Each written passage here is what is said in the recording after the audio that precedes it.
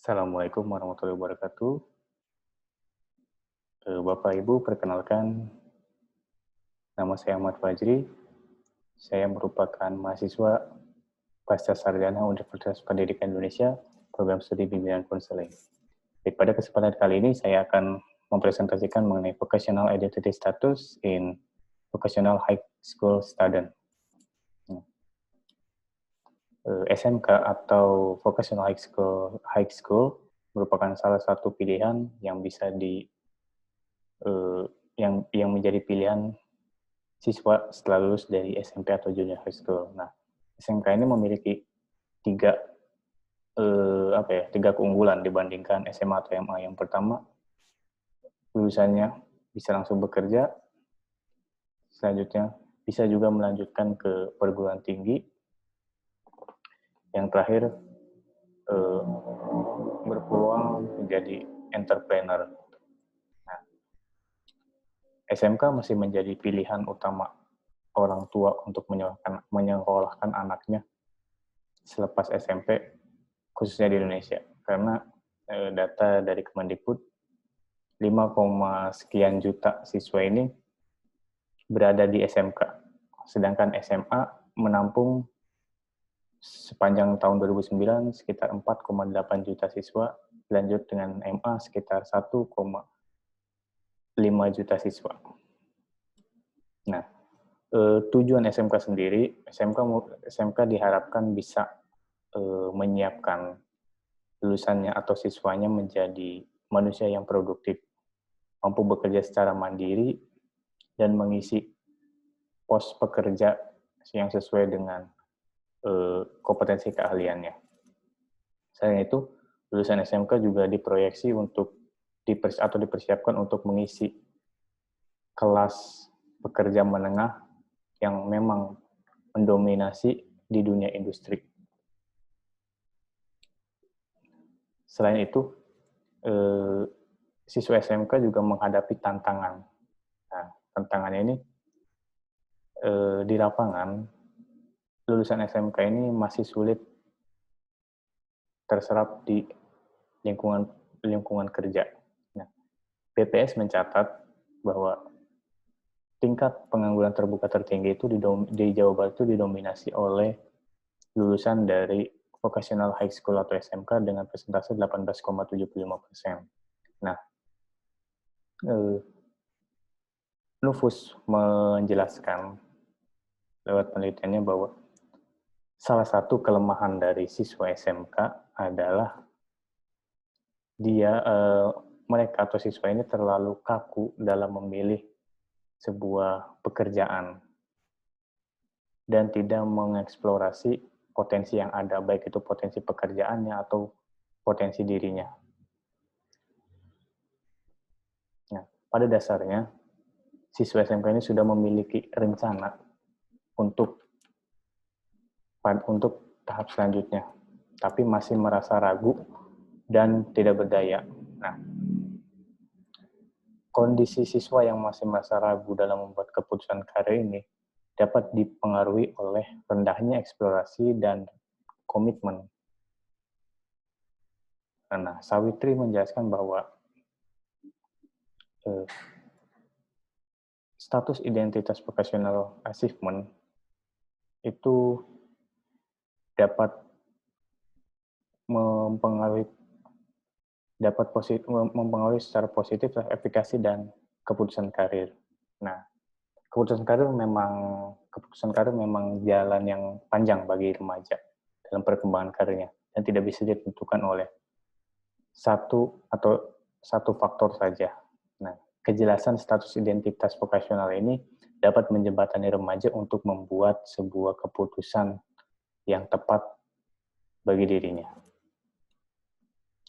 Nah, menurut Marcia, vokasional ini adalah tentang pekerja atau kegiatan yang menurut pelakunya itu bermakna. Nah, vokasional ini tidak hanya direlasikan atau tidak hanya dihubungkan dengan pekerjaan atau profesi yang bisa mendapatkan atau langsung mendapatkan upah atas usahanya atau atas waktunya, tapi juga bisa pada kegiatan-kegiatan yang sifatnya domestik, seperti pekerja sosial, ibu rumah tangga, bahkan itu merupakan vokasional menurut Marcia. Yang penting, dia menikmatinya dan punya makna bagi dirinya. Nah,